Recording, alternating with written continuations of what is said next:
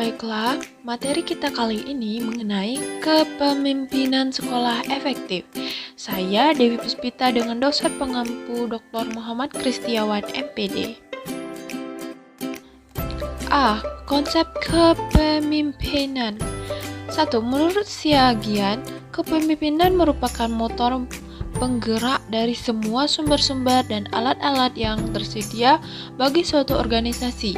2. Menurut Terry, kepemimpinan merupakan hubungan antara seseorang pemimpin dalam mempengaruhi orang lain untuk bekerja sama secara sadar dalam hubungan tugas atau untuk mencapai tujuan yang diinginkan.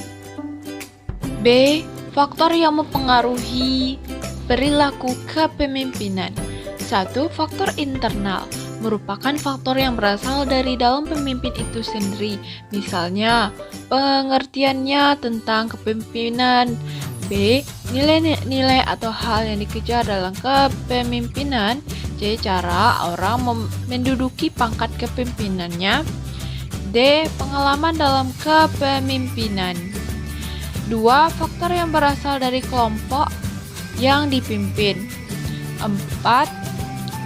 Faktor-faktor legal. 5. Faktor-faktor lingkungan sosial. 6. Faktor perubahan dan pembaruan teori. C. Teori kepemimpinan. 1.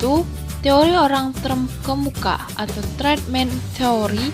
2. Teori lingkungan, environmental theory. 3. Teori pribadi dan situasi atau personal situation theory.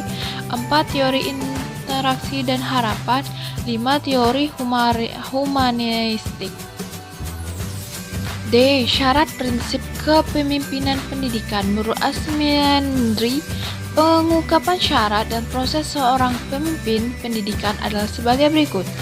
1. Seorang pemimpin harus memiliki kepribadian yang terpuji. 2. Paham dan menguasai tujuan yang hendak dicapai. 3. Memiliki wawasan yang luas. 4. Berpegang pada prinsip-prinsip umum kependidikan. A. Fungsi kepemimpinan. 5 fungsi yaitu 1. Fungsi instruksi. Fungsi ini bersifat komunikasi satu arah. 2. Fungsi konsultasi. Fungsi ini bersifat komunikasi dua arah. 3. Fungsi partisipasi. Dalam fungsi ini, pemimpin berusaha mengaktifkan orang-orang yang dipimpinnya. 4. Fungsi delegasi. Fungsi ini dilakukan dengan memberikan pelimpahan wewenang.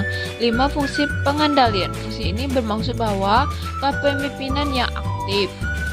F. Kepemimpinan kepala sekolah yang efektif.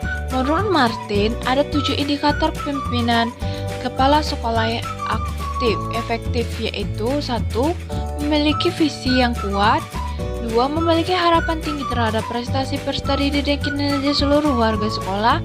3. Senantiasa memprogramkan dan menyempatkan diri untuk mengadakan pengamatan terhadap berbagai aktivitas guru dan pembelajaran di kelas. 4. Mendorong pemanfaatan waktu secara efisien.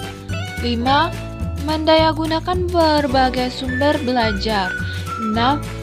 Memantau kemajuan peserta didik baik secara individual maupun kelompok. 7. Melakukan evaluasi dan perbaikan secara berkesinambungan. G. Kunci sukses kepemimpinan. Menurut Mulyasa, ada 10 kunci sukses kepemimpinan kepala sekolah, yaitu mencakup 1. Visi dan misi yang utuh. 2. Tanggung jawab. 3. Keteladanan. 4. Memperdayakan staf. 5. Mendengarkan orang lain. 6. Memberi layanan prima. 7. Mengembangkan orang. 8. Memperdayakan sekolah. 9. Fokus pada peserta didik. 10. Manajemen yang mengutamakan praktik. H. Gaya kepemimpinan. 1. Tipe otoriter. Merupakan pemimpin yang membuat keputusan sendiri karena kekuasaan terpusat dalam diri satu orang.